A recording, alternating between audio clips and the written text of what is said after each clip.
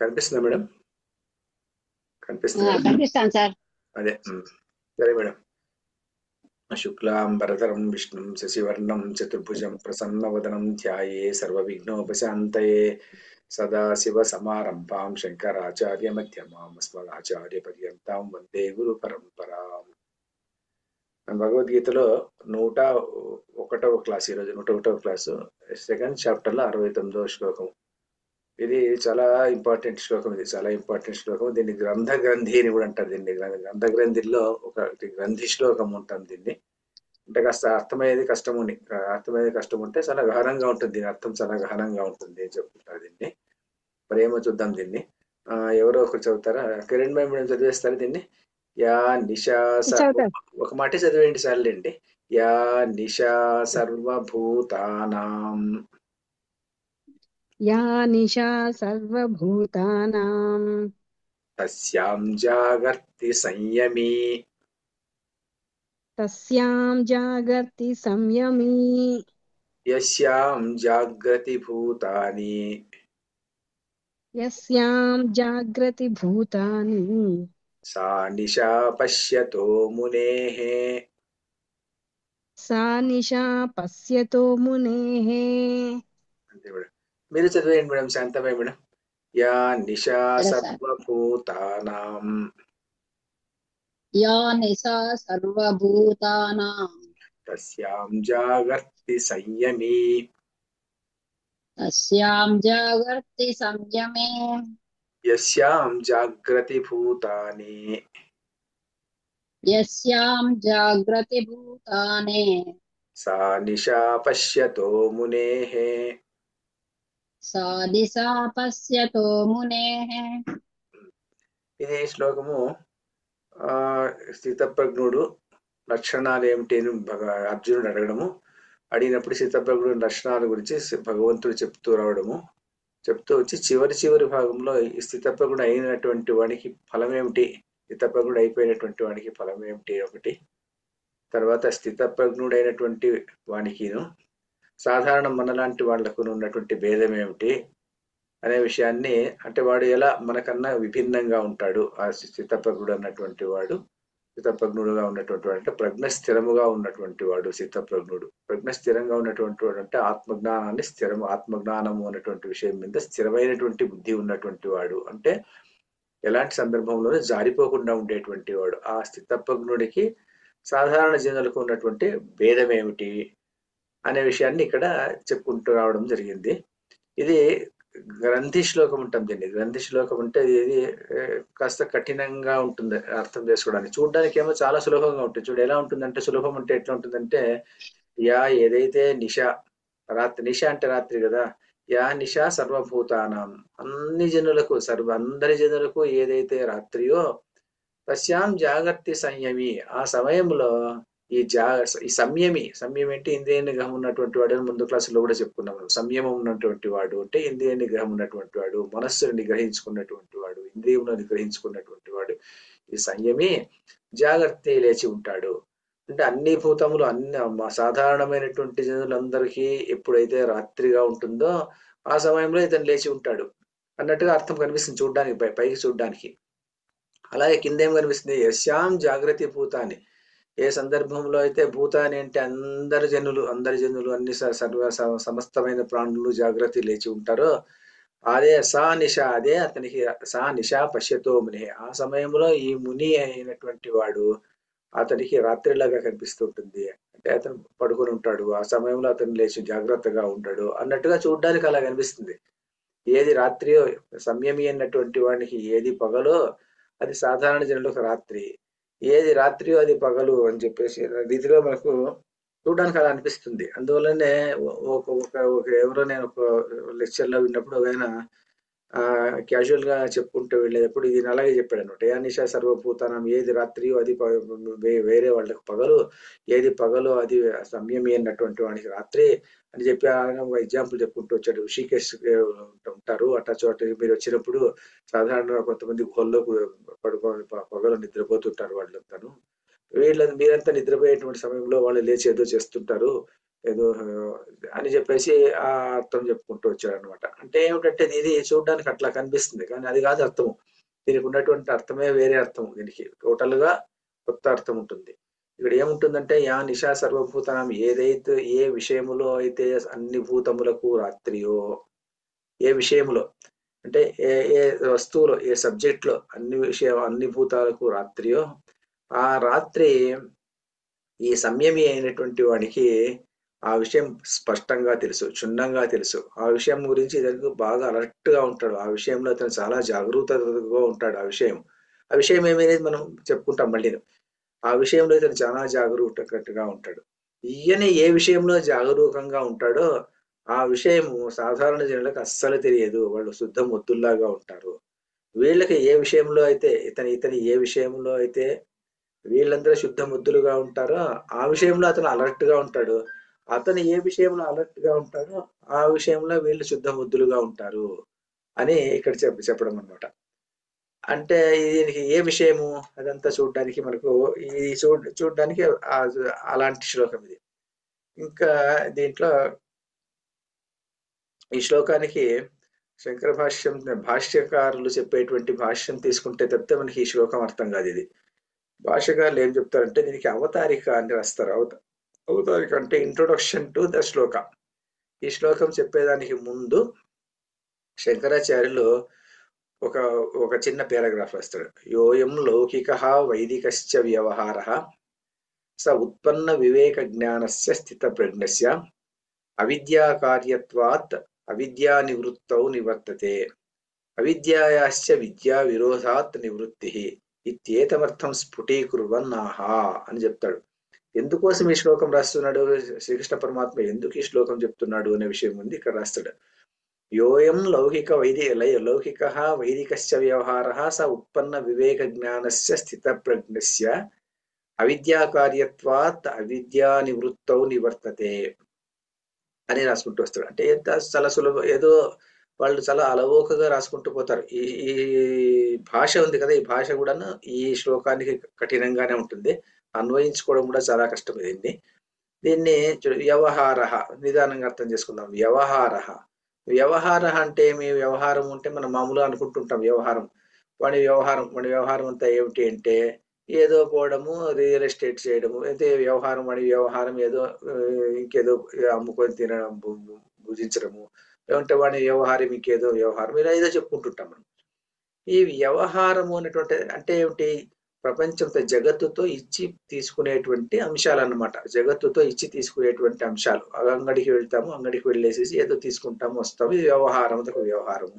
లేకుంటే ఏదో ఒకటి అమ్ముతాము, డబ్బులు తీసుకుంటాము వస్తాము, లేకుంటే ఒకటి కొంటాము, ఏదో తీసుకొని వస్తుంటాము, ఈ వ్యవహారం అన్నమాట. ఈ వ్యవహారం రెండు రకాలు. ఏమి వ్యవహారం? ఒకటి లౌకిక, వైదిక.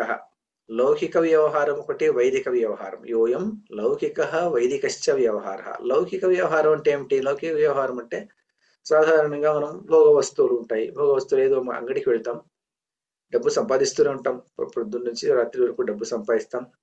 డబ్బు సంపాదించిన డబ్బులు ఇంకా కావాల్సిన దానికన్నా ఎక్కువ సంపాదించడానికి ప్రయత్నం చేసిన దాన్ని నిద్ర లేకుండా కూడా ప్రయత్నం చేస్తూనే ఉంటాం. చేసిన తర్వాత దాంతో ఏదో భోగ వస్తువులు తెచ్చుకుంటాం. ఏదో ఒకటి టీవీ ఉంటే 2 టీవీలు తెచ్చుకుంటాం, లేకుంటే ఒక మొబైల్ ఉంటే 2 ఫోన్లు తెచ్చుకుంటాం. ఇలాంటివన్నీ చేస్తుంటాం. ఇది లౌకిక వ్యవహారం. ఇలాంటిదంతా లౌకిక వ్యవహారం, మామూలుగా అందరూ చేసేటువంటి పని. ఇక వైదిక వ్యవహారం అంటే ఏమిటి? ఈ వైదిక వ్యవహారం అంటే ధర్మము అంటారు అంటే ధర్మం అంటే ఈ కంటెస్ట్ లో ఏం చెప్తారంటే వైదిక వ్యవహారం అంటే ఒకడు ఉంటాడు, వాడు ఏం చేస్తుంటాడంటే ఏదో చేసి ఒక కర్మ చేసి ఆ కర్మ నుంచి పుణ్యం సంపాదించాలి అనుకుంటాడు. ఒక యజ్ఞం చేసి దానివల్ల పుణ్యం తీసుకోవాలి అనుకుంటాడు, స్వర్గానికి వెళ్ళాలి అనుకుంటాడు. వైదికుని యొక్క కోరిక అది, వైదిక వ్యవహారం అది. అతను ఇంకా ఏం చేస్తాడు?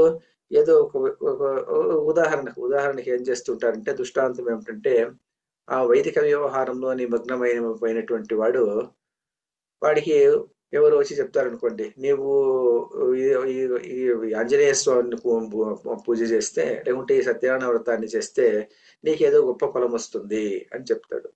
వీడేం చేస్తాడంటే ఆంజనేయ స్వామి వ్రతం చేస్తాడు, లేకుంటే ఆ సత్యనారాయణ స్వామి వ్రతం చేస్తాడు, వాడికి ఆ ఫలం వస్తుంది అనుకోండి.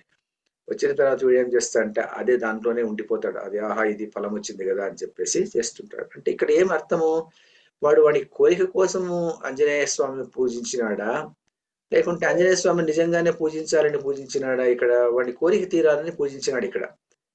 అలాగే ఆ సమయంలో ఇంకెవడో వచ్చేసి అతనికి ఏదో ఒక మిణుకుమిణుకమైనటువంటి ఒక రాయి ఇస్తాడు. అది రత్నం అంటాడు. రత్నం అని, ఈ రత్నం ఏదో నవగ్రహాలతో సంబంధం ఉన్నటువంటి రత్నము, ఈ రత్నాన్ని ఇంటిలో పెట్టుకొని పూజ చేస్తే నీకు శుభం జరుగుతుంది అంటాడు. వీడు ఆ రత్నాన్ని 100 రూపాయలకు 200 రూపాయలకు తెచ్చి ఇంట్లో పెట్టుకుని వీడి దాన్ని పూజ చేస్తాడు. వీడికి ఫలం సిద్ధిస్తుంది. ఫలం సిద్ధిస్తే వాడు ఏం చేస్తాడు, అప్పటి నుంచి దాన్ని అధిష్టాన దేవతగా పెట్టుకొని దాన్నే పూజ చేయడం మొదలు పెడతాడు. మరి ఇది ఈ సందర్భంలో ఈ 2 సందర్భాల్లోనూ వాడు ఏం చేస్తున్నాడు, వాడి కామన కోసము వాడు ఈ 2 పూజ చేస్తున్నాడే గాని వాడి కోరిక తీరాలి. వాడి కోరిక తీరేదాని కోసము వాడు రాతిని పూజించేదానికైనా సిద్ధమే, ఆంజనేయ స్వామిని పూజించేదానికైనా సిద్ధమే, శ్రీ మహాత్ముడిని పూజించడానికైనా సిద్ధమే, లేకుంటే విష్ణువుని పూజించడానికైనా సిద్ధమే, as long as his desires are fulfilled. అలాంటి వాడు, అంతేగాని వాడికి ఇంకేముండదు అనమాట. అది వైదిక వ్యవహారం, అది కూడా ఇచ్చి తీసుకునే వ్యవహారం అనమాట. చూడడానికి అది రిలీజియస్ స్టోన్, చూడడానికి అది ఏదో ఇతను స్పిరిచువల్ మెంటాలిటీ ఉంది అనిపిస్తూ ఉంటుంది, కానీ అది కాదు. ఎందుకంటే కోరిక కోసం, అతని కోరిక తీరేదాని కోసం చేసేటువంటి వ్యవహారం అది వైదిక వ్యవహారం. మరి ఈ వైదిక వ్యవహారముకును తర్వాత ఈ లౌకిక వ్యవహారానికి ఏమి కామన్ గా ఏముంది, దీనికి ఏమి రూట్ కాజ్ ఏమిటి? లౌకిక వ్యవహారానికి కానీ వైదిక వ్యవహారానికి రూట్ కాజ్ ఏమిటి అంటే కామనలు, కోరికలు. ఆ కోరికలు ఎలా వస్తున్నాయి? అంటే అవిద్య వల్ల వస్తున్నాయి అంటాడు శంకరాచార్యుడు. అవిద్యా కార్యత్వాత్ అంటాడు. అవిద్యా వల్ల ఆ కోరికలు వస్తున్నాయి. ఈ కోరికలు ఈ లౌకిక వ్యవహారానికి కానీ వైదిక వ్యవహారానికి కానీ కారణం ఏమిటంటే అవిద్య. అవిద్య అంటే ఏమిటి? కోరికలు. ఆ కోరికలు ఎందువల్ల వస్తున్నాయి? అవిద్య వల్ల వస్తున్నాయి. అంటే జ్ఞానం లేని దాని వల్ల వస్తున్నాయి. ఏమిటంటే జ్ఞానం లేకుండా వస్తున్నాయి. మరి అతను బాగా చదువుకున్నాడు కదా అంటే అలా కాదండి. చదువుకునేది అంటే ఆ చదువు కాదు, ఇతనికి ఆత్మ అనాత్మ విషయంలో జ్ఞానం లేదు, ఆత్మ విషయంలో పరమాత్మ తత్వంలో ఇతనికి జ్ఞానం లేదు. అందువల్ల ఇతనికి ఏమైపోతుంది, కోరికలు అనేటువంటివి పుడుతున్నాయి. మరి ఏమిటంటే ఆత్మజ్ఞానం ఏమిటి అంటే అసలు కామనలే అనాత్మ. కామనలు, ఎందుకంటే ఆత్మలో పూర్ణత్వం ఉంటుంది. మనం చెప్పుకున్నాం, ఎన్ని శ్లోకాల్లో చెప్పుకుంటూ వచ్చాము, ఆత్మలో పూర్ణత్వం ఉంటుంది. ఆత్మయే పరమాత్మ. ఆ పరమాత్మనే ఈ శరీరమునందు భాషించినటువంటి చైతన్యము. ఇక్కడ భాషించినటువంటి చైతన్యము ఇలా భాషించింది, ఇది ఆత్మ. అలా ఇది ఘటంలో భాషిస్తే ఘటాత్మ, మనలో భాషిస్తే మనలో ఉన్నటువంటి ఆత్మ. పరమాత్మనే, ఆ సత్స్వరూపమైనటువంటి పరమాత్మనే అన్ని సర్వవస్తువుల్లోనూ వ్యాపించి ఉంటుంది. అలాంటి ఆత్మకు, పరమాత్మ తత్వానికి బాహ్య వస్తువుల నుంచి ఏదో సంతోషం రాదనమాట. అంతర్గతంగానే సంతోషం ఉంటుంది. కాబట్టి ఆత్మకు ఎప్పుడు కూడాను ఈ బాహ్య వస్తువులపైన ఆధారపడేటువంటి అవసరం లేదు. అది నిత్యము, అదే పూర్ణత్వం ఉండేటువంటిది, అదే అందులోనే ఆనందం ఉంది, అందులోనే అన్ని ఉన్నాయి అనేటువంటి విషయము లేని దాని వల్ల కోరికలు పుట్టాయి. ఆ కోరికలు పుట్టిన దాని నుంచి అది కోరికలు పుట్టడం అనేది అవిద్యా కార్యత్వాత్. ఆ విద్యా కారణం వల్ల కోరికలు పుట్టాయి. మరి ఆ కోరిక, ఈ వ్యవహారం అంతా ఎప్పుడు వెళ్ళిపోతుంది? లౌకిక వ్యవహారం కానీ వైదిక వ్యవహారం కానీ ఎప్పుడు వెళ్ళిపోతుంది అంటే కోరికలు నాశనం అయిపోతే వెళ్ళిపోతాయి. మరి కోరికలు ఎప్పుడు నాశనం అయిపోతాయి? అవిద్య వెళ్ళిపోతే కోరికలు నాశనం అయిపోతాయి. మరి అవిద్య ఎలా వెళ్ళిపోతుంది? అవిద్య ఎలా వెళ్ళిపోతుందంటే అవిద్య నివృత్తి అయిపోతే, అవిద్య నివృత్తౌ నివర్తతే. అవిద్య వెళ్ళిపోతే అంటే అజ్ఞానము అనేటువంటిది వెళ్ళిపోతే ఆటోమేటిక్ గా అతను ఏమైపోతుంది, నివర్తతే, అదే నివర్తన అయిపోతుంది. దానివల్ల అతనికి ఏమైపోతుందంటే, ఎలా నివర్తన అయిపోతుంది? అవిద్య ఎలా పోతుంది? అవిద్య ఎలా వెళ్ళిపోతుందంటే ఉత్పన్న వివేక జ్ఞానస్య, వివేకము అన్నటువంటి జ్ఞానము నుంచి అది పోతుంది. ఏమి వివేకం అండి అది అంటే, ఏం వివేకం అంటే, వివేకం అంటే ఆత్మానాత్మ వివేకము. ఏది నిత్యము ఏది అనిత్యము అన్నటువంటి విషయం అతను తెలుసుకోవాలి. నిత్యం అంటే ఏమిటి? నిత్యం అంటే ఎప్పుడు ఉండేటువంటిది. అనిత్యం అంటే ఏది నిత్యము కానిదో అది అనిత్యము. అంటే ఏమిటి? మనము చుట్టూ దేహము, మన శరీరం కానీ అన్ని పడిపోయేటివే. శరీరం పడిపోతుంది. మరి గ్రేవ్కి వెళ్ళేటువంటి సమయంలో ఒక పిన్ను కూడా మన వెంట రాదు. మనం ఏమనుకుంటుంటామంటే ఇల్లు, వాకిలి, పిల్ల, పీచు ఇవన్నీ నిత్యము అనుకుంటుంటాం మనం. అన్నీ నిత్యం, ఇవన్నీ ఎప్పుడు ఉండేటువంటివి, నా దగ్గర ఉండేటువంటివి. ఇది నాది, ఈ ఇల్లు నాది, ఈ భూమి నాది, ఈమె నా భార్య, ఇతను నా భర్త, ఇతను నా పిల్లలు, అది ఇది అని అన్ని అనుకుంటుంటాం. ఈ డబ్బంతా నాది, ఇంట్లో ఉండేటువంటి బంగారంతా నాది అనుకుంటుంటాం. కానీ ఏ వస్తువు కూడాను ఆ గ్రేవ్ యార్డ్కి వెళ్ళేటువంటి సందర్భంలో ఏది కూడా మన వెంట రాదు. దేహాన్నే వదిలి వెళ్ళిపోయేటువంటి సందర్భంలో దేహానికి అతుక్కుని ఉన్నటువంటి సమస్తమైనటువంటి వస్తువులు ఏది కూడా మన వెంట రాదు. అది ఆ అది అనిత్యము, ఈ దేహము అనిత్యము అన్నటువంటి విషయము ఈ ఉత్పన్న వివేక జ్ఞానస్య. ఆ జ్ఞానం ఆత్మ అనాత్మ. మరి ఏది నిత్యము? ఏది నిత్యం అంటే ఆత్మ మాత్రమే నిత్యము. ఇది ఎప్పుడు ఉండేటువంటిది. ఈ దేహం పడిపోయిన తర్వాత ఇంకొక దేహంలో ఇది చేరుకుంటుంది. కాబట్టి ఆ దేహం అక్కడి నుంచి దేహాత్మ భావనతో మళ్ళీ బతుకుతూ ఉంటుంది. కాబట్టి నిత్యమైనటువంటి వస్తువు ఏది, అనిత్యమైనటువంటి వస్తువు ఏది అనేటువంటి వివేక జ్ఞానము వల్ల మాత్రమే ఇతనికి అవిద్య అన్నటువంటిది నాశనం అయిపోతుంది. అవిద్య ఎప్పుడైతే నాశనం అయిపోతుందంటే కోరికల కోసం వెంటలాడే అవసరమే లేదు. కోరికలంతా అనాత్మ సంబంధించినటువంటి విషయము. కాబట్టి కోరికల గురించి వెంటపడేటువంటి అవసరము ఉత్పన్న వివేక జ్ఞానం ఉన్నటువంటి వాడికి ఉండదు. ఈ ఉత్పన్న వివేక జ్ఞానం ఎప్పుడైతే వాడికి వస్తుందో, అంటే నిత్యానిత్య వస్తు వివేక జ్ఞానం ఉన్నటువంటిది ఎప్పుడు వస్తుందో అప్పుడు వాడు ఏమైపోతాడు అంటే స్థితప్రజ్ఞుడైపోతాడు. వాడు ఉత్పన్న వివేక జ్ఞానస్య స్థితప్రజ్ఞస్య, అతంటి వాడు స్థితప్రజ్ఞుడైపోతాడు. స్థితప్రజ్ఞుడు అంటే ఏమిటి అంటే అతని ప్రజ్ఞ స్థిరంగా ఉండిపోతుంది. ప్రజ్ఞ స్థిరంగా ఉండడం అంటే ఏమిటి? ప్రజ్ఞ అంటే జ్ఞానం స్థిరంగా ఉంటుంది. జ్ఞానం స్థిరంగా ఉంటుంది అంటే పడిపోకుండా జారిపోకుండా ఉంటుంది. ఏ వస్తువుని చూసినప్పటికీ కూడా ఇది ఆత్మన అనాత్మన అన్నటువంటి అనే విషయం అతనికి తెలిసిపోతుంటుంది. ఇది ఆత్మన అనాత్మన అన్నటువంటి విషయం. సినిమా ఇద్దరు సినిమాకి వెళ్ళారంట. సినిమాకి వెళ్తే ఒకడేం చూస్తున్నాడు, సినిమా మీద బొమ్మలు చూసే బొమ్మల్లో ఒకటి ఇంకొకటిని కొట్టుకోవడము, ఇంకొకటిని పొడుచుకోవడం చూసేసి వీడే అందులో మునిగిపోయినట్టు అయిపోయేసి వీడు చాలా ఇమోషన్స్ తో బాధపడిపోతున్నాడు. వీడు బాధపడ్డమో లేదా సంతోషపడ్డమో పడిపోతున్నాడు. ఇంకొక వ్యక్తి అక్కడికి వెళ్ళినటువంటి వాడు ఆ సినిమా తెరని చూసి, అరే ఇదంతా తెర కదా, ఇక్కడ ఉండేదంతా తెరే కదా, ఈ తెర మీద వచ్చినటువంటి బొమ్మలే కదా, ఇదంతా ఒక డ్రామానే కదా, ఈ బొమ్మలు వచ్చి ఇలా ఆడుతున్నాయి అంతేగాని పర్మనెంట్ గా ఉండేది తెర మాత్రమే పర్మనెంట్ గా ఉండేది. కానీ ఇదంతా ఇది వస్తుంది, లేకపోతే తుఫాన్ వస్తుంది, వెంటనే బాగా వెళ్లి వేస్తుంది, చీకటి వస్తుంది, వెంటనే సూర్యుడు వచ్చినట్టు కనిపిస్తూనే ఉంటుంది. అక్కడ రెండో అదే తెర మీదనే కనిపిస్తూ ఉంటుంది కదా, ఈ తెరంతా అన్ని అనిత్యం కదా అనుకుంటుంటాడంట. అలాగే ఈ వస్తు వివేక జ్ఞానం ఉన్నటువంటి వాడు ఈ జగత్తంతా మిథ్య, జగత్తంతా ఉంది పోతుంది, జగత్తంతా ఉంటుంది పోతుంది, ఈ రోజు ఉన్నది రేపు ఉండదు, రేపు ఉన్నది మర్నాడు ఉండదు అన్నటువంటి భావన ఈ ఉత్పన్న వివేక జ్ఞానం ఉన్నటువంటి వాడికి వస్తుంది. అలాంటి వాడి స్థితప్రజ్ఞుడు. ఈ ఉత్పన్న వివేక జ్ఞానస్థ స్థితప్రజ్ఞస్య, అతనికి ఏమైపోతుందంటే ఈ వ్యవహారము అన్నటువంటిది ఏది ఉండదు, కర్మలు అన్నటువంటిది అతనికి ఉండనే ఉండదు. అందుకోసమే జ్ఞాని అన్నటువంటి వాడికి కర్మలు లేవని చెప్తారు. ఈ ఉత్పన్న వివేక జ్ఞానస్య, ఎందుకంటే ఇతనికి ఈ లౌకిక వ్యవహారాలు ఉండదు, వైదిక వ్యవహారాలు కూడా ఉండదు ఇతనికి. వైదిక వ్యవహారాలు అంటే అందువల్లనే జ్ఞాని అయినటువంటి వాడు యజ్ఞం చేయడం అనమాట. యజ్ఞం చేసేటువంటి అవసరం లేదు. యజ్ఞం ఎందుకు చేస్తాం? మనము ఒక కామనతో కోరికతో చేస్తాము. ఏదో పుణ్యం సంపాదించాలనుకుంటాము, ఏదంటే ఒక స్వర్గానికి వెళ్ళాలనుకుంటాము. అలాంటి వ్యవహారం ఏది ఇతనికి ఉండదు. ఎందుకంటే ఇతను పూర్ణత్వంలో ఉంటాడు, స్థితప్రజ్ఞుడైపోయి ఉంటాడు. ఇతను స్థితప్రజ్ఞుడైనటువంటి వాడికి లౌకిక వైదిక వ్యవహారాలు రెండు కూడా వెళ్ళిపోతుంటాయి. ఎప్పుడు వెళ్ళిపోతాయంటే అవిద్య నివృత్తవు నివర్తతే, అవిద్య నివృత్తవు నివృత్తతే. అవిద్య నివృత్తి అయిపోయి ఉంటుంది కాబట్టి ఇతనికి ఈ వ్యవహారం అంతా నివృత్తి అయిపోయి ఉంటుంది. అవిద్యాయాస్య విద్యా విరోధాత్ నివృత్తి ఇత్యేతమర్థం. ఈ అర్థాన్ని స్ఫుటీకుర్వన్ చెప్పడం కోసము ఆహా ఈ శ్లోకం ముందుకు వస్తుంది. ఈ శ్లోకం ఎందుకు వచ్చింది అంటే ఈ లౌకిక వైదిక వ్యవహారాలు రెండు కూడాను అవిద్య నాశనమైనప్పుడు సర్వం రెండు కూడా నాశనం అయిపోతుంది. అందువల్లనే జ్ఞానికి కర్మలు లేవు అని చెప్తుంటాం మనం. జ్ఞానికి కర్మలు లేవు అని ఎందుకు చెప్తుంటాము అంటే ఎందుకు చెప్తుంటాం మనము అంటే ఈ వీళ్లకు జ్ఞానికి కర్మలు లేవు. ఎందుకు కర్మలు లేవు? జ్ఞానికి కర్మలు లేవు అంటే అతనికి అవిద్య లేదు.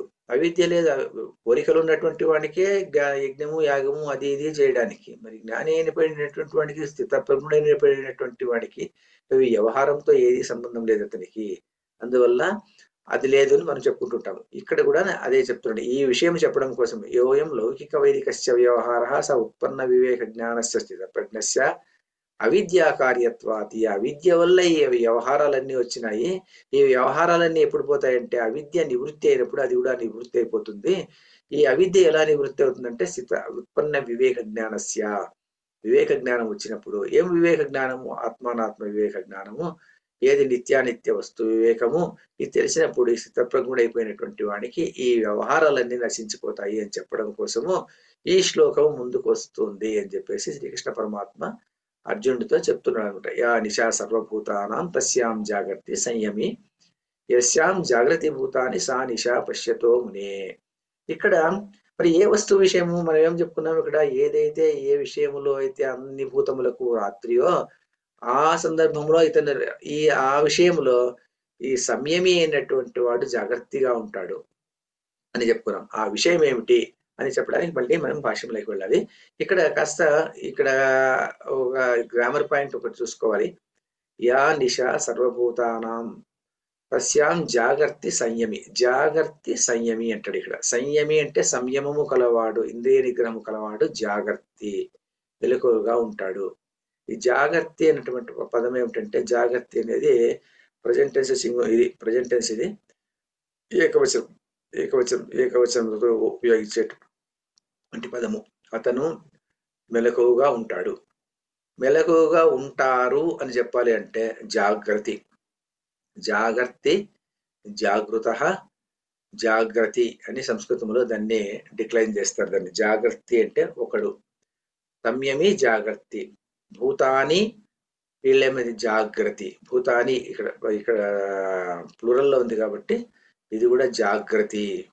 జాగ్రత్త అంటే సింగులర్, జాగ్రత్త జాగ్రత్త అంతే డిఫరెన్స్. ఇక్కడ జాగ్రత్త అంటే ఒకడు, సంయమి జాగ్రత్త. సంయమి అన్నటువంటి వాడు మెలకువగా ఉంటాడు. ఇక్కడ భూతాని జాగ్రత్త, అన్ని భూతములను లేచి ఉంటారు, మెలకువగా ఉంటారు. ఎప్పుడు? వీడికి రాత్రి అయినప్పుడు. సా నిశా పశ్యతో మునేహే.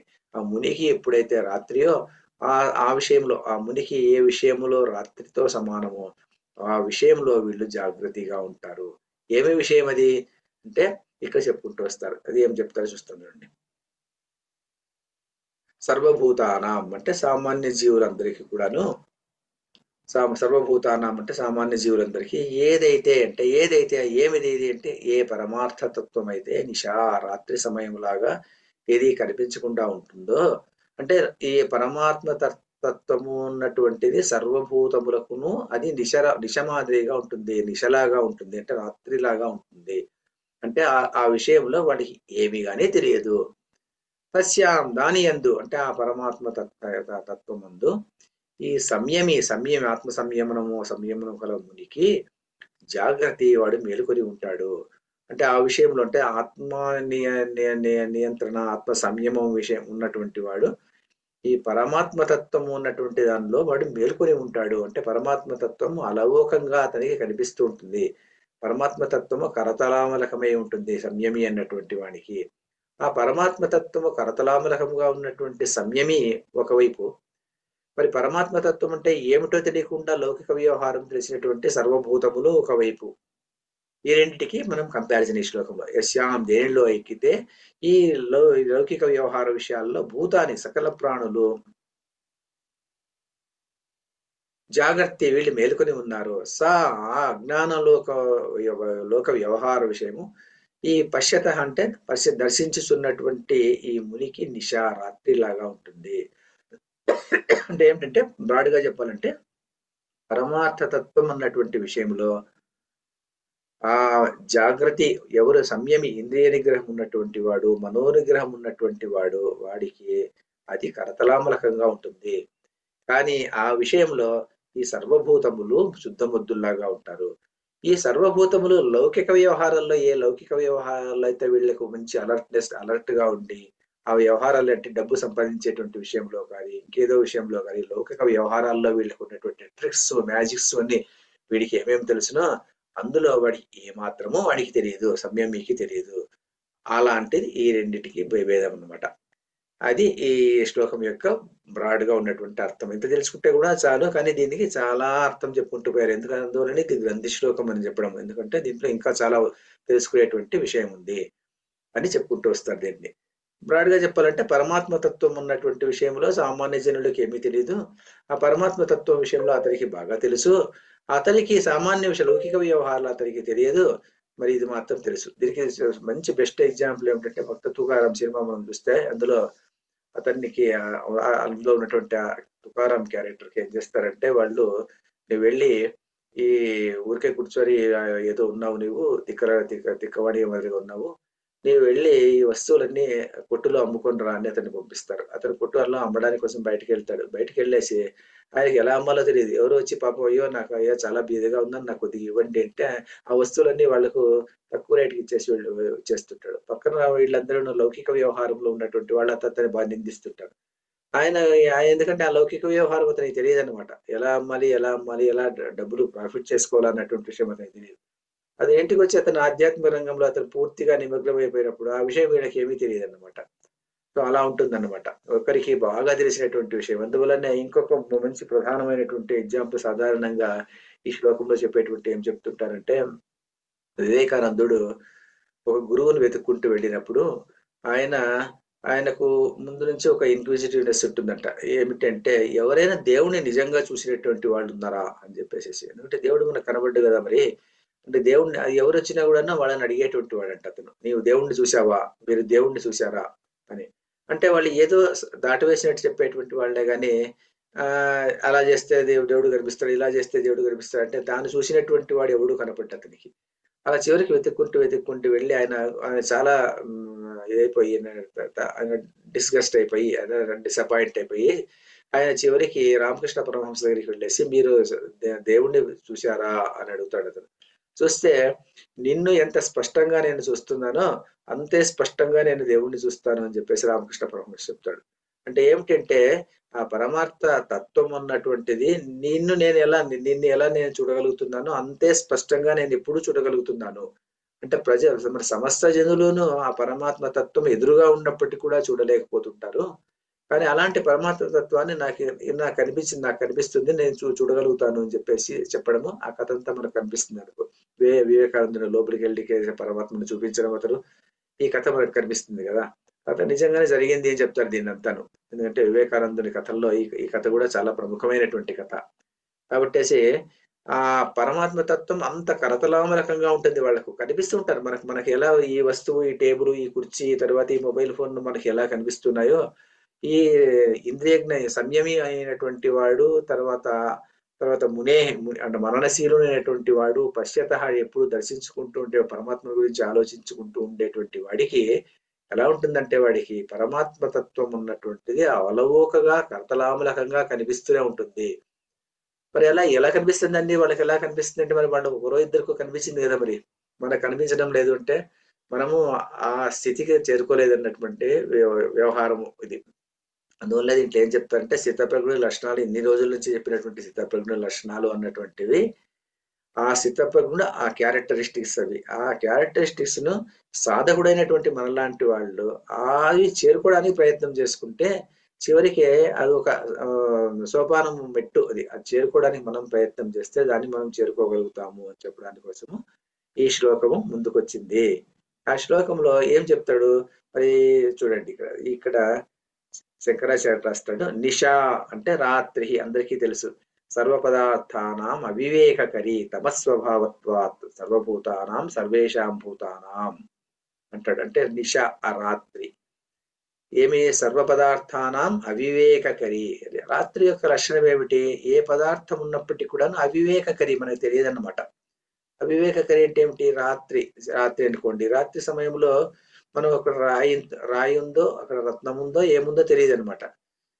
మనం నడుచుకుంటూ వెళుతుంటాం అన్నమాట. అది అవివేకకరి ఇది. ఈ నిష అన్నటువంటిదికి స్వభావం ఏమిటంటే అది అవివేకకరి. అందులో మనం రాయిని తొక్కినా కూలబడతాము, రత్నం తొక్కినా కూలబడతాము. రాయినో తెలియదు, రత్నం అనేటువంటిది కూడా మనకు తెలియదు. ఎందుకంటే సర్వపదార్థానాం అవివేకకరి తమస్వభావత్వాత్. ఎందుకంటే చీకటి స్వభావం ఉన్న దానివల్ల సర్వభూతానాం సర్వేషాం భూతానాం, అన్ని భూతములకు అన్ని అంత మిగిలిన సాధారణ జనులు అందరికీ కూడాను అది అవివేకకరి. కిం తత్, ఏదది? కిం తత్ అంటే పరమాత్మతత్వం స్థితప్రజ్ఞస్య విషయ. ఇది ఏమిటయ్యా ఆ విషయం అంటే పరమార్థ తత్వం అంటాడు ఆయన. పరమార్థ తత్వం అన్నటువంటిది సర్వభూతానాం అన్ని భూతములకు నిశా రాత్రి, అన్ని భూతములకు అది రాత్రిలాగా ఉంటుంది. అంతేగాని సర్వభూతములు రాత్రి లేచినప్పుడు వీడు నిద్రపోతుంటాడు, వీడు నిద్రపోయేటప్పుడు వాళ్ళు లేచి ఉంటారు అన్నటువంటి అర్థం ఈ శ్లోకానికి కాదు. శ్లోకంలో ఏం చెప్తుందంటే ఈ పరమార్థ తత్వం అన్నటువంటిది సర్వభూతములకు రాత్రిలాగా ఉంటుంది, అన్ని భూతములకు రాత్రిలాగా ఉంటుంది. ఎందుకంటే అవివేకం. ఎందుకు కారణం ఏమిటంటే అవివేకకరి, చీకటి కనబడదు అనమాట. చీకటిలో మనం ఏమీ కనబడదు మనం. ఎందుకంటే లౌకిక వ్యవహారాల్లోనే మునిగి తేరేటువంటి వాళ్లకు ఏమైపోతుందంటే ఆత్మతత్వము పరమార్థ తత్వము అన్నటువంటిది రాత్రిలాగా ఉంటుంది. ఎందుకంటే ఆ విషయం ఒకటి ఉంది అన్నటువంటి విషయం కూడా చాలా మందికి తెలియదు. మనం ఏదో భగవద్గీత చదువుతున్నాం కాబట్టి పరమార్థ తత్వం అనేటువంటిది ఒకటి ఉంటుంది అనేటి పుస్తకంలో నాలెడ్జ్ అన్నా మనకు తెలుసు. కానీ చాలా మంది సాధారణ జనులకు ఒక పరమార్థ తత్వం ఉంటుంది అన్న విషయం కూడా తెలియదు. ఎవరికి లౌకిక వ్యవహారం చేసేటువంటి వాళ్లకు తెలియదు, వైదిక వ్యవహారం చేసేటువంటి వాళ్ళకు కూడా తెలియదు. వైదిక వ్యవహారం చేసేటువంటి వాళ్ళు పొద్దున్నే లేచి పొద్దున్నే ఒక వ్రతం చేయడము, ఒక పూజ చేయడము, ఒక సంకల్పం చేయడము, యజ్ఞం చేయడము, యాగం చేయడంలో నిమగ్నం అయిపోయి ఉంటారు. ఒక కోరిక పెట్టుకొని చేస్తుంటారు. కానీ పరమాత్మ తత్వాన్ని గురించి ఆలోచించేసేటువంటి వాళ్ళు ఎవరున్నారు? ఎవరు లేరన్నమాట. ఆ లౌకిక వ్యవహారంలో చేసేటువంటి వాళ్ళు అలాగే ఉంటారు. ఒక వ్యాపారం చేసుకునేటువంటి వాళ్ళు, వడ్డీల వ్యాపారం చేసేటువంటి వాళ్ళు వీళ్ళు ఆ లౌకిక వ్యవహారులు, వైదిక వ్యవహారంలో వీళ్ళిద్దరు కూడాను. ఎందుకంటే పరమార్థ తత్వజ్ఞానం అవిద్య ఉన్న దాని వల్ల కోరికలు అంటే బాహ్య వస్తువుల నుంచి నాకు సంతోషం వస్తుంది అన్నటువంటి కోరిక వాళ్ళకు ఉన్నందువల్ల బాహ్యం నుంచినే సంతోషం అన్నటువంటిది వస్తుంది. ఈ సంతోషం అన్నటువంటి అనేది ఇన్బిల్ట్ కాదు అని ఉంటుంది వీడికి. అనే కారణం వల్ల వీడేమైపోతా అంటే వీడు సర్వమును తానై ఉండి సర్వము నుంచి విడిబడి ఉంటాడు అని చెప్తారనమాట. ఏమిటంటే ఒక రాజకుమారుడు ఉంటాడంట. ఆ రాజకుమారుడు ఏం చేస్తుంటాడంట అంటే మరి రాజు, మంత్రి, రాణి, తల్లి, తండ్రి, తర్వాత మంత్రులు, సైనాధిపతులు వీళ్ళందరూ కూడా నిద్రపోయేటువంటి సమయంలో వాడేం చేస్తాడంట అంటే వాడు వెళ్ళి ఆ కోశాగారం నుంచి కొంత డబ్బును తస్కరించడానికి ప్రయత్నం చేస్తాడంట. అప్పుడు తస్కరించడానికి ప్రయత్నం చేస్తున్నట్టే వాడికి ఆ రాజ్యమంతా వాడిదే, ముందుకు వచ్చేటువంటి రాజ్యమే. కానీ ఆ రాజ్యంలో వాడు రాజుతో గాని రాణితో గాని తగిలిన వాళ్ళతో గాని ఇదంతా నాదే అన్నటువంటి విషయం వాడికి తెలియకుండా అందులోనే దొంగతనం చేస్తుంటాడు. దొంగతనం చేసి వాడు ఏదో బానిస అయిపోయి ఉంటాడు, వ్యసనానికి బానిస అయిపోయి ఉంటాడు. ఆ వ్యసనం తీర్చుకోవడానికి వాడు అలా వెళ్ళిపోతుంటాడు. వాడు అలా వెళ్ళిపోయేటువంటి వాడు ఎలాంటి వాడు జ్ఞానినా వాడు. ఒకవేళ రాజు చూస్తాడు అనుకోండి, ఒరే ఏమరా ఇలా చేస్తున్నావు, ఈ కోశాగారం అంతా నీకు నెల రోజుల తర్వాత పట్టాభిషేకం చేసి ఈ కోశాగారం అంతా నీకే ఇద్దాం అనుకుంటున్నాను, అందులోనే నువ్వు తస్కర దొంగతనం చేయడానికి ప్రయత్నం చేస్తున్నావు కదా అని చెప్పేసి రాజు కోప్పడతాడు అనమాట. కోప్పడ్డము చీవాట్లు పెట్టడం జరుగుతుంది వాడిని. కానీ ఇలాంటి వాడు ఎలాంటి వాడు అజ్ఞాని. ఎందుకంటే వాడికి ఏమీ తెలియదు అనమాట. తత్వం తెలియదు. సర్వము నేనే అన్నటువంటి విషయం వాడికి తెలియదు. సర్వము నాదే అన్నటువంటి విషయం తెలియదు. సర్వము నుంచి విడిబడి సర్వానికి నేను కాదు అనుకునేటువంటి వాడు అజ్ఞాని వాడు. అలాగే మనం ఎలా ఉంటామంటే ఇక్కడ కనిపించేటువంటి ఆ వస్తువు పదార్థాన్ని మనం చూసుకుంటూ ఈ సర్వము నాదే, ఈ జగత్తంతా నాలో భాషించేటువంటి చైతన్యమే ఈ జగత్తులో భాషిస్తుంది, నాలో భాషించేటువంటి చైతన్యమే ఇంకొక చోట కూడా భాషిస్తుంది అన్నటువంటి విషయం తెలియకుండా ఏం చేస్తుంటామంటే ఈ కోరికలు అన్నటువంటివన్నీ ఎక్కడి నుంచి వచ్చాయి? బయట నుంచి వచ్చినటువంటి కోరికలు అవసరం లేదు. సర్వము తానే అయినప్పుడు మరి కోరికలు ఎలా వస్తాయి? కోరికలు వచ్చేటువంటి అవసరం లేదు. అందువల్లనే ఈ సంయమి అంటే ఇంద్రియ నిగ్రహం ఉన్నటువంటి వాడు. ఇంద్రియ నిగ్రహం అంటే ఏ ఇంద్రియ నిగ్రహము? అన్ని ఇంద్రియాలు, శబ్ద స్పర్శ రూప రస గంధాదులు అన్నిటి మీదను నిగ్రహం ఉన్నటువంటి వాడు, వెలికి తీసుకున్నటువంటి వాడు, వాడు మనోనిగ్రహం ఉన్నటువంటి వాడు. అలాంటి వాడికి వాడి సిద్ధప్రజ్ఞుడై ఉంటాడు. సిద్ధప్రజ్ఞుడై ఉన్నటువంటి వాడికి పరమార్థ తత్వం ఉన్నటువంటిది వాడికి అలవోకగా కనిపిస్తుంటుంది. అలవోకగా కనిపించేటువంటి ఆ సిద్ధప్రజ్ఞుడు వాడికి అవివేకం ఉన్నటువంటిది ఉండదు. ఈ నిశ అన్నటువంటిది అవివేకకరి. తమస్వభావత్త సర్వభూతానాం సర్వేషాం నాం భూతానాం. ఇది పరమాత్మ తత్వం. ఇది ఎలా ఉంటుందంటే వాళ్ళకి నిశలాగా ఉంటుంది అని చెప్తారు. ఇంకా ఇది ముందుకు ఇంకా ఉంది. ఇది ఇంకా 3 నిమిషాలు ఇంకా కూడా చెప్పుకోవచ్చు. దీన్ని ఎలా చెప్తారంటే దీని అందువల్ల ఏం చెప్తారంటే యథా నక్తంచరాణం మహారేవ సదన్యేషాం నిశా భవతి తద్వత్ నక్తంచర స్థానీయానాం అజ్ఞానం సర్వభూతానాం నిషేవ నిశా పరమార్థతత్వం అగోచరత్వాత్ అతద్బుద్ధీనాం అని రాస్తారు. అతద్బుద్ధీనాం అంటే ఏమిటంటే ఇక్కడ దీన్ని సమన్వయం చేసుకుంటే ఇక్కడి నుంచి తీసుకురావాలి. వీడు ఎందుకంటే వీడికి నక్తం చెరువులు ఉంటాయన్నమాట. నక్తం చెరువులు అంటే నక్తం ఉంటే రాత్రి, నక్తం చెరువులు రాత్రి పొద్దు సంచారం చేసేటువంటి కొన్ని జంతువులు ఉంటాయి. ఆ జంతువులు ఏంటివి? గుడ్లగూబ లాంటివి. ఆ గుడ్లగూబ లాంటి వాటికి రాత్రిలో మాత్రమే దానికి రాత్రిలో మాత్రమే దానికి కనిపిస్తుంది, పగలడో దానికి కనబడదు అనమాట ఆ నక్తం చెరువులకు. మరి అందువల్ల మనం ఏమంటారంటే కొంతమందికి రాత్రిలాగా కనిపించేది, కొంతమంది పగల్లాగా కనిపించేది ఎలా సాధ్యమండి?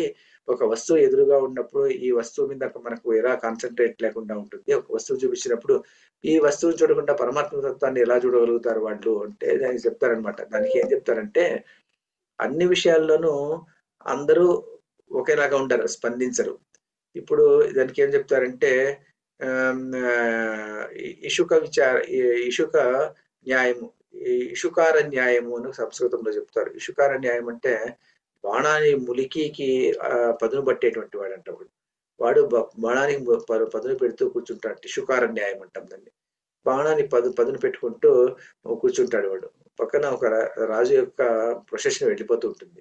ప్రొసెషన్ వెళ్ళిపోతుంది, పెద్ద పెద్దగా శబ్దాలు చేసుకుంటూ వెళ్ళిపోతారు. మళ్ళీ ఎవడో వచ్చి అడుగుతా అంట, ఎవరా ఇక్కడ ప్రొసెషన్ వెళ్ళింది కదా చూసావా అని, బాగుందా అనేసి. ఏ ప్రొసెషన్ అంట రాజుగారి ప్రొసెషన్. ఏ రాజు? చూడలేదు. మరి వాడు ఏది చూడలేదు అనమాట. ఏది చూడకుండా దీని మీదనే ఏకాగ్రత ఉంది. ఏకాగ్రత ఉన్న దాని వల్ల వాడు ఏం చేశా అంటే దేన్ని వాడు చూడలేదు. దేన్ని చూడకుండా మరి వాడి ముందరనే అందరూ వెళ్ళిపోయారు, అందరూనే వెళ్ళిపోయారు. అందరికీ కనిపించినటువంటి ఆ లౌకిక విషయము వీడికి ఏకాగ్రత వల్ల కనిపించలేదు. మరి స్థితప్రజ్ఞుడు అలాంటి వాడే కదా. స్థితప్రజ్ఞుడు ఇంద్రియ నిగ్రహం ఉన్నటువంటి వాడు, ఏకాగ్రత ఉన్నటువంటి వాడు, ప్రజ్ఞ స్థిరముగా ఉన్నటువంటి వాడికి పరమాత్మ అలాగే పరమాత్మ తత్వం మీద అతనికి ఉంటుంది, బుద్ధి ఉంటుంది కానీ వేరే వాళ్ళ మీద బుద్ధి ఉండదు అనమాట. అందువల్లనే తదద్బుద్ధినాం అంటాడు. మన సాధారణమైనటువంటి నక్తంచెరులు ఎలాంటి వాళ్ళు? నక్తంచెరులు అతద్బుద్ధినాం, అతద్బుద్ధి అగోచరత్వాత్ అతద్బుద్ధినాం. వీళ్ళు అతద్బుద్ధులు. వీళ్ళు అతద్బుద్ధులు అంటే ఏమిటి అనేది మరి ఒక నిమిషం మాత్రమే ఉంది క్లాసు, చెప్పుకోవడానికి కుదరదు. కాబట్టి దీన్ని కాస్త పొడిగించి నెక్స్ట్ క్లాస్ లో దీన్ని చెప్పుకొని నెక్స్ట్ క్లాస్ లో ముగిద్దాం. ఇది గ్రంథి శ్లోకం అంటాం దీన్ని. కఠినమైనటువంటి శ్లోకం, కాస్త కష్టమైనటువంటి శ్లోకాల్లో ఇది ఒక శ్లోకం భగవద్గీతలో. కాబట్టి ఈ శ్లోకాన్ని ఇంకాస్త నెక్స్ట్ క్లాస్ లో ఎక్స్ప్లెయిన్ చేసుకుందాం. ఎవరైనా ఏమైనా చెప్పేటట్టుంటే ఎవరైనా చెప్పచ్చు. ఒక నిమిషం ముందు అంతే, సమయం అయిపోతుంది.